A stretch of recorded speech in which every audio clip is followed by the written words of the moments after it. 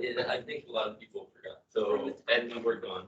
So, yeah, let's go over it. I'll try to go slowly for people who weren't here. Let me get my tea and then we start. I guess I don't even need my tea. Yeah, I don't know where my tea is. So, let us start. There it is. No. There it is. Yeah. Okay.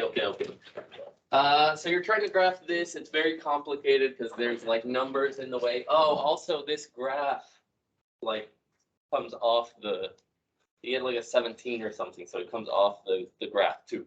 It's not super great of a problem, but all of these you can find easily. And then the graph will look ugly, but we'll do what we can with it. Okay, so trying to graph 2x squared minus 12x plus 1.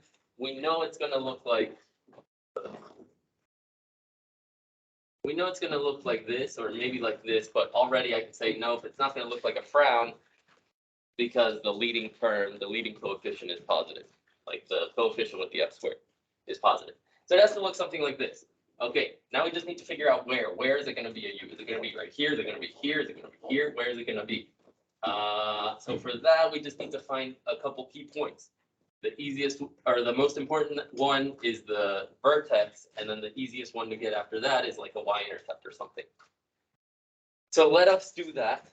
The vertex you find with a formula. You guys remember what that is? The x coordinate you get with the formula. It's like it's close to the quadratic formula. Oh yeah, sorry.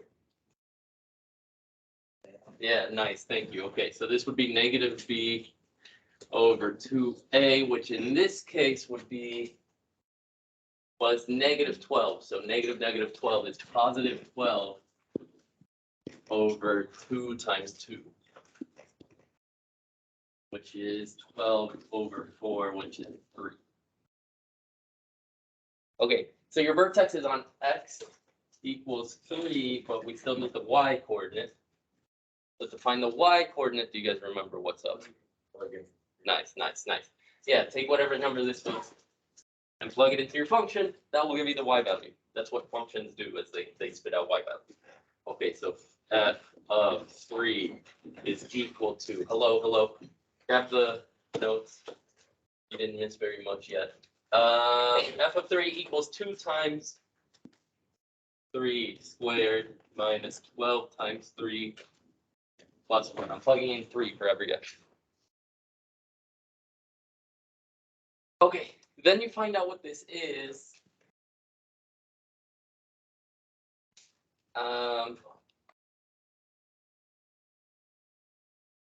And people mess this up. So yeah, let me not even start this. You guys try to figure out what that is. Like I said, it's going to be a kind of a bigger number than we're used to. But try to figure that out.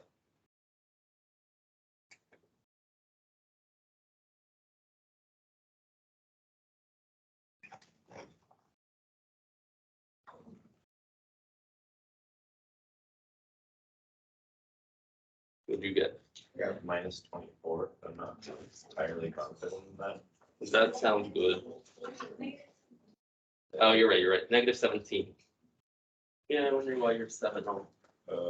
Well, I did most of it. Oh, okay. That could be why. All right, yeah, you should have gotten negative 17 because watch this. 3 squared is what you should do first. 3 squared is 9, so 2 times 9. Oh, I did 2 plus 10. That's why. Oh, well, there you go. 12 times 3. Actually, let's just do that RN. 12 times 3 is 36. Am I right? Yeah. Thank you. Plus 1. So then this is 18 minus 36 plus 1, which is negative 18 plus 1 is negative 17. Thank you. And then here's the negative 17. Okay, so not a great one to start with if you've been out, because this is off the graph. But okay, let's try to do it anyway. 3 Negative 17 would be like here and down 17. So I'm just gonna estimate it's like down here somewhere. Sorry. Okay, and then now you know where it's gonna open from. So it opens from here, opens. From there, but you need to know where it's gonna open to, like to each side. So like I said, you need another point, and the easiest one to get is the y-intercept, because what is that again? Yeah, it's gonna be 1 in this case. It's always gonna be this number. The y-intercept is 1, meaning you're gonna cross at 1. I know you guys can't see these thin little lines, so I'll get the old coordinate grid back. But okay, now you're happy because it opens from here to here. So this is like one side of the graph. The other side of the graph, you just need like, you know, it's gonna look like a smile. So what I'm saying is this guy has to have a guy directly across from it. It has to have a point directly across from it. So what I'm saying is if this point is 1, 2, 3, yeah, 3 squares away from the vertex, then the point directly across from it is also 3 squares in the opposite direction. 1, 2, 3. So here's the point directly across from the y-intercept. And then there's what your parabola should look like. Sorry, this one's off the graph, but that's the idea for all of these. Oh, cool. Okay, and then remember we're asked for domain and range. So domain you don't have to think about. Do you guys remember what that is? Negative infinity. Yeah, for this unit as well, it's always going to be negative infinity to infinity. If you were out and you don't know why, it's because you can plug, okay, domain, remember, is any x value that you can plug into the function without breaking some rules. What I told the people yesterday is like, that sounds like, what are you talking about? But not every function can you plug everything into. For example, if your function is square root of x, then you can't plug in negatives into the square root of x, because then you get square roots of negative. So that domain would not include negatives. But in this case, you can plug in anything you want. So that's negative infinity to infinity. All right, and then the range is lowest point to highest point, all the y values that come out of it. So what is my lowest point here? Nice, yeah, we do have a lowest point. We hit negative 17. And we don't only get close, we actually touch negative 17. So what's different about that when I write this? Nice, nice, nice, nice. That should be square instead of rounded. And then what's my highest point? Oh, there is none, therefore what's the lowest? Yeah, okay. Yeah, good job. And infinities always have rounded brackets. So that's 1 square, 1 rounded. Okay. So it feels like kind of a lot because I was talking in between each step and I was explaining everything, but it shouldn't be that bad. Look, it's like 1 step, 2 steps, graph it, and then identify the important points. These two are like identifiable easily. These two you just have to think a tiny bit. So not too bad. Yes. Okay, so that's what we did yesterday and the day before. And if you feel like, dang, I barely learned this, now we're moving on to the next thing. Like I said, it's coming back in a review, but I do want to get through everything before the end of the year. So here is the next thing. What we're about to learn is something called vertex form. So if instead of a parabola looking, or a function looking like 2x squared plus, like in standard form like this, something x squared plus something x plus something, if instead it looks like this, then you get different benefits when you're graphing it. People prefer to graph it like this because, as we've seen, it can be annoying to graph quadratics in standard form like ax squared plus bx plus c, because one has to do a lot of math just to find the vertex and then go from there. But when a graph is in vertex form, when it looks like this with parentheses all squared, then the vertex is really easy to find, and then it's just a matter of finding one other point, which is not too hard to do. So here is the vertex form of a parabola. What do all these letters mean? You guys know I like to use decimals, so watch this. Okay. Here I've graphed exactly the vertex form with sliders for each of the parameters. Okay, so let's see what A does. Actually, you guys can probably guess what A does. What do you think A will do? The number in front. does what we've said it does with all the other graphs. Yeah, it'll determine, first of all, it'll determine whether it opens up or down, depending on positive or negative. And then what else does it do? You were saying? Like how wide it is. Yeah, exactly. It'll determine the width. Watch this. If A is bigger than 1, then it'll be steeper. It'll be more narrow. And if A is like a decimal, then it'll make it wider than normal. We'll zoom into this as well. Okay, so there's a wider parabola. There's the standard of 1/1, and then here is the narrower one. All right, cool. So A determines the width.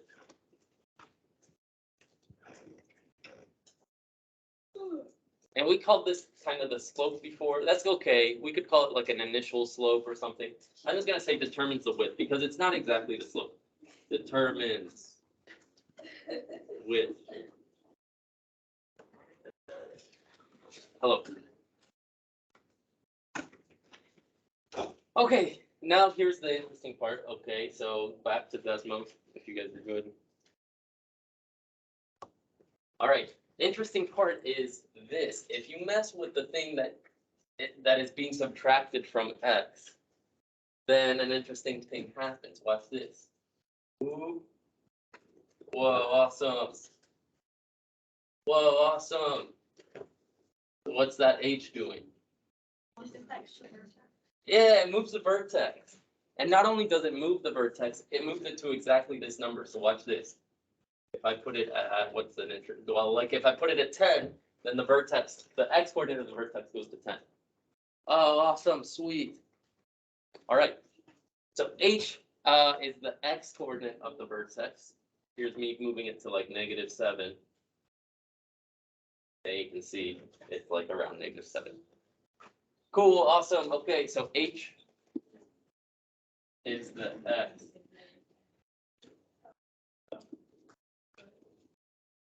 X coordinate of the vertex. Whoa, sweet. And then the K, you can probably guess what that is. If you add something to the very end, like you do the function over here, take some stuff, square it, and then you add some stuff to the end. You guys have any idea what this will do? Y-intercept. Yeah, well, not the y-intercept, but it'll determine the y-coordinate of the vertex. It'll move the whole graph up or down. So it's not exactly a y-intercept like in this standard form, but it does determine the y-coordinate of the vertex. Because watch this. You're taking a whole function, running it, boop, boop, boop, boop, boop, square stuff, and then at the end, add k to it. So whatever you got for this function, now you're just gonna add some numbers to it. That's just gonna move it up. So where's k here? Whoa, awesome. It just moves it up and down, like I said. But we've seen that before. And not only does it move it up and down, it moves it up and down by this exact number. So if you set k equal to 10, then it moves it up by 10. Yeah, by What does X do? X is the variable in it. So X is gonna stay in X. X is not a parameter. Like these will all be numbers like 5, 7, and 3. X is gonna stay in X because that's the function. Yeah, I can probably explain that better, but let me think about it. The short version is X isn't a number. It's not gonna be changed. It's gonna stay in X to make the graph. X stays a variable. Okay, so then this is the y-coordinate of the parabola. The k is.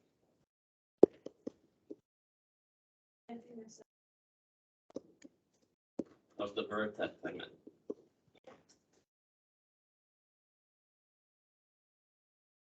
Okay, all right, okay. So now when it comes to graphing these, I think it's a little bit easier than this guy, than the standard form, because you get the vertex right away for free, and then you just need one other point to like get an idea of what the parabola will look like.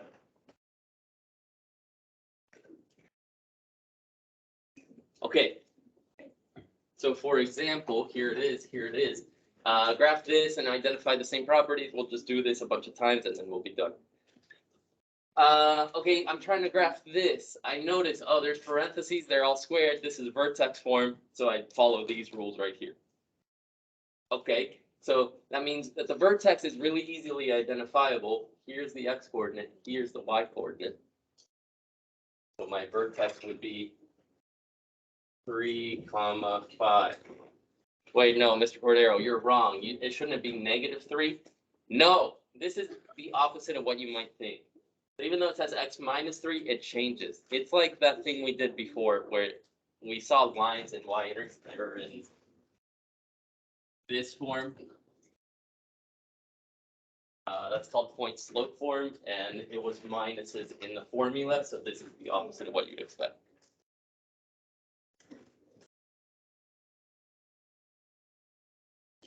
Notice x minus the x coordinate in the formula, so x minus the x coordinate of the formula.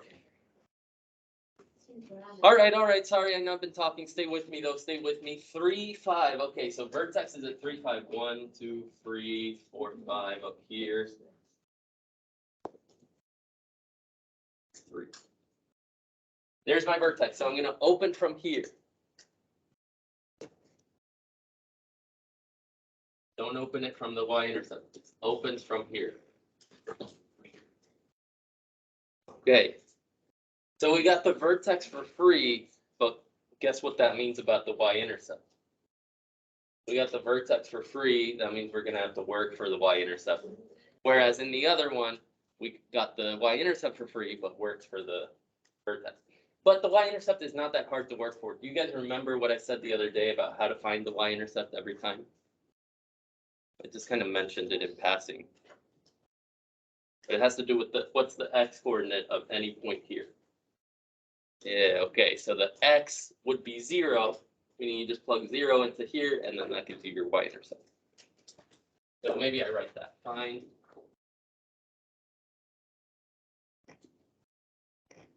oh shoot, y-intercept.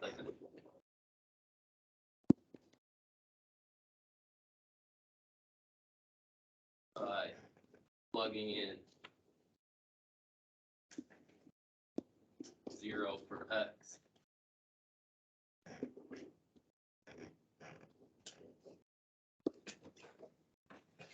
Okay, and then for this one, you might get a lot of ugly numbers, and that's okay. So let's do that. Here's me saying, okay, f of 0 is equal to 1/2 times 0 minus 3 all squared plus 5. Wait, what? What just happened? I just changed all these x's to 0. Then when I find out what that number is, that'll be my y-intercept. Again, that's because the x coordinate of the y-intercept is always going to be 0. It's always on this line, which is x equals 0. All right, cool. So we just figure this out. We got 0 minus 3 is -3 all squared plus 5. Oh, yikes. And then you can see we're going to get an ugly number. Because what is -3 squared? If you say -9, I scream. Okay, yeah, nice. Positive number. 1/2 times 9 plus 5. 9.5. Oh, I see what you did. You did half of 9 is what? 4.5? Yeah. Plus 5, nice. Yeah, that's a good way to do it. 4.5 plus 5 is 9.5. Yeah, that's good with me. That's a good idea. I was gonna make these all fractions, but let's not. Cool, okay, so our y-intercept is 9.5. Let me box that off so it looks nice. Cool. Okay, and then y-intercept is 9.5, like I said. 9.5 is like somewhere up here. And then now you smile because directly across from this point should be its neighbor. So how far is this from the vertex? 1, 2, 3.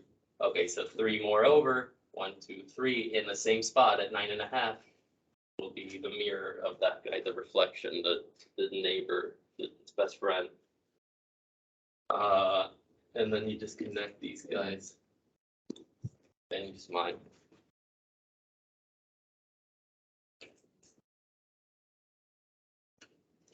Okay, and then you say, oh, Mr. Cordero, we've done so much work, we must be done now, right? Wrong, unfortunately, because we still need the domain and range. The good news is domain you don't have to think about. You guys know the domain already. What is it? Yeah, always for this unit, always this. Negative infinity to infinity. And then the range, you'd have to do a little tiny bit of thinking. It's bottom point to uppermost point. What's the bottom point? Yeah, nice. Okay, so 5 to no upper point. So where's that? Nice. And then square bracket for 5 because we actually touch it, and there it is. Okay.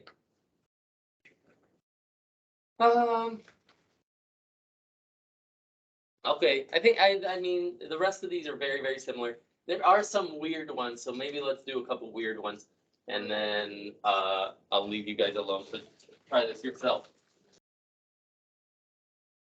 5 to infinity. Oh, for finding the y-intercept, yeah. Yeah. Good question. All right, everybody graph the following parabola, as it says. Everybody. Yeah, also me. That includes me. Is this one of the weird ones I wanted to talk about? I don't think so.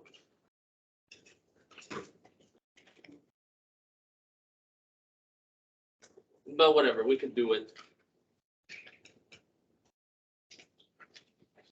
Let me look through my key. I remember there being one that I was like, oh, I should do this one. Well, you guys are my first class, so I forgot it already.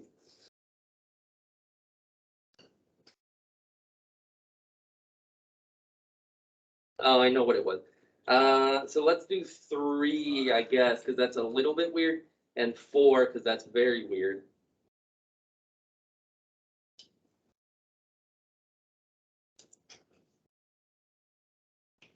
No, let's do this. Let's do 4 and 6. Thing is, a lot of them are kind of weird. Oh, what do I do? Let's do 4 and 6. 4 and 6, and then you guys can try the rest.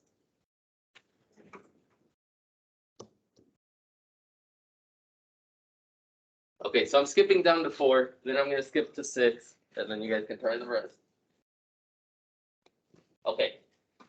4, I'm skipping to for a couple of reasons. First of all, it's weird when just finding out the vertex. Because even though I get it for free, I know that the vertex is like split between this number and the number out here. But there is no number out here, right? Like, you don't know what I'm talking about. Like, look, this has 2 numbers, -5 and +6. So my vertex would be 5, 6. Number 4, though, only has the 1 number. So if there's no number outside of the parentheses, what's that mean? Yeah. Okay, good. It's like you're adding a +0. So you can write that, or you can just know it. So then that makes your vertex what? And be really, really careful about the x-coordinate.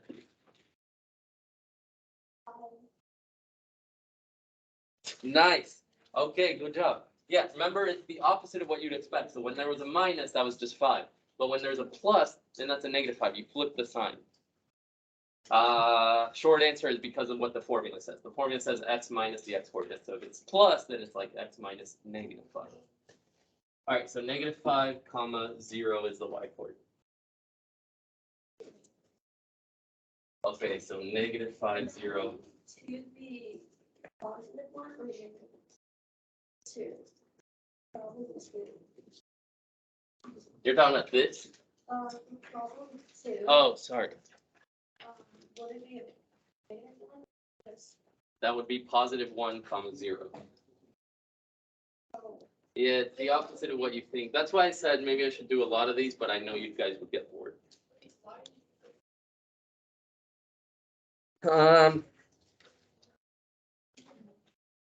I don't think I have a good question without going into like 30 minutes of math. So the only answer I have for you, Kiri, is that the formula says x minus. And if you're interested in more about why, then okay, I'll talk to you after class. But I think most people will fall asleep if I say why. But the formula says x minus the x-coordinate. So, if it says minus, then you're already good. If it says plus, then that's like x minus negative that. All right, anyway, there's my vertex. This is where it's gonna open from. It opens from there, not the y-intercept. But now I need to know where it's gonna open to. Okay, so let's find out where it's gonna open to. I need to find one other point. An easy one to find is the y-intercept. Y-intercept. In this case, my y-intercept is what? How do I find it when I'm in vertex form? Yeah, plug in 0. It's not just this number anymore. That was for standard form. Vertex form, you get the vertex for free, but the y-intercept you have to work for. How do you work for it? You plug in 0. F of 0 equals, look at this F. It's a nice F. -2 times 0 plus 5 all squared plus 0, but I'm not gonna write that. -50. So then this would be -2 times 5 all squared, which is -2 times 25, which is -50. Okay, so now we frown. Now we frown because we can't even put -50, like, yes, it's gonna open from here to -50, but that's way off the graph. So, okay, when this happens,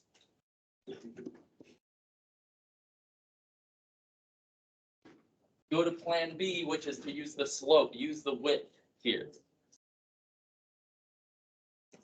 Okay, so plan B, use the width, use A, use, what do you want me to call this? I'm gonna call that A. Use A to determine width.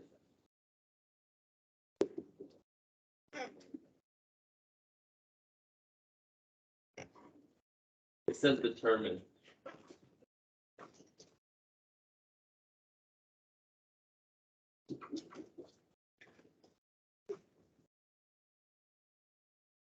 Okay, all right, okay, so what are you talking about? I'm talking about I can't put 50 on the graph, like it's not on there. So my plan B is that I know that this determines the width, and more specifically, it determines the beginning slope. So a normal parabola would go up 1 over 1. So if I'm multiplying it by -2, it would go down 2 over 1. Because normally it would go up 1 over 1, but now it's -2 times whatever that was. Down 2 over 1, down 2 over 1 to the other side. And there's my approximation of my parabola.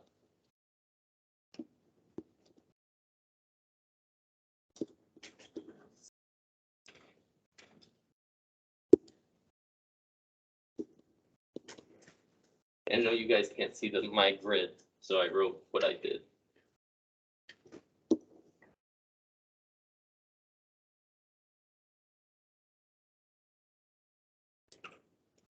All right, how long I've been talking?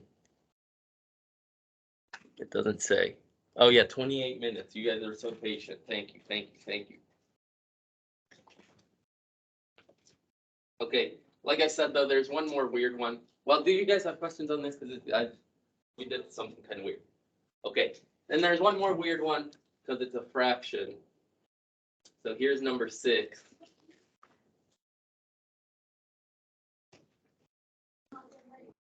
Yeah, that doesn't look like the right way because there's no number in the parentheses. But you could think of this as being in the right formula. Well, you got 2 choices for this. This you've seen. You saw this last Friday. You might have forgotten it. But you've already seen this, so you could graph it like you were doing it on Friday. The other choice you have is that there's nothing being subtracted from x. So do you guys know what I'm about to do to make it be in the right formula? Yes, you're a beast. Yeah. So normally we're seeing x minus something. In this case, it's just x by itself. That's another way of saying x minus nothing. X minus 0.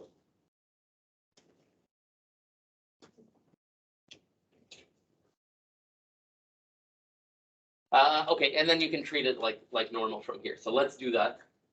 Our vertex we should get for free in this form. So my vertex would be what, just to make sure you guys are catching on. 0, 5, very good. All right, very cool. So 0, 5 is here.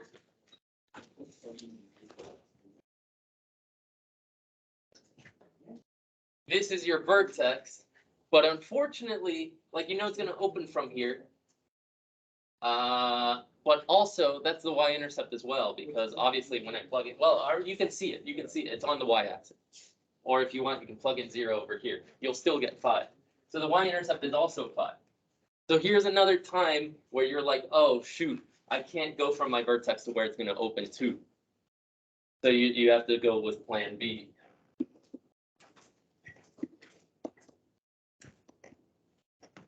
Which is use the width. You guys see why I'm saying that? You only have one point available. You need to find another point to see where it's going to open to, and the y-intercept isn't one of them. So you got plan B. There's also plan C and D and F. You could plug in different numbers into here, make a table, and make your parabola. But I'm going to use plan B. I'm just going to use this guy right here and then estimate the rest of my parabola.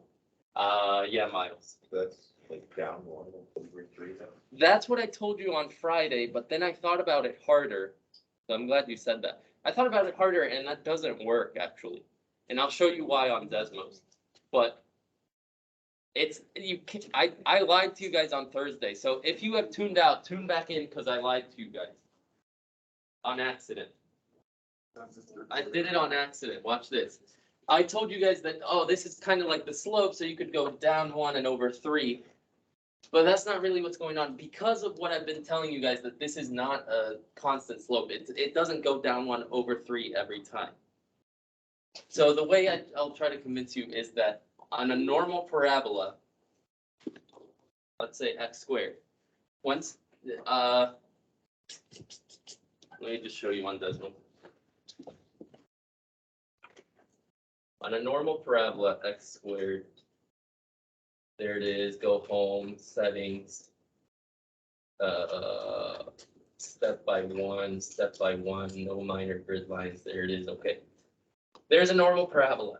Notice that when you go over 1, you go up by 1 as well, so it goes up 1 over 1 to start with. But by the time you go over 3, here's a 3, you're already at 9. So what I'm saying is that in this parabola, by the time you go over 3, you will have gone 1/3 of 9. So it's not down 1 over 3, it's down 3 over 3. Oh, yikes. I know that's very confusing. But think about it. If on a normal one, did I write some stuff down? You don't have to write this. This is just me trying to convince you. On a normal parabola, don't write this down. On normal parabola, you go up 9 over 3. Again, over 3, I'm already at 9. So on this one,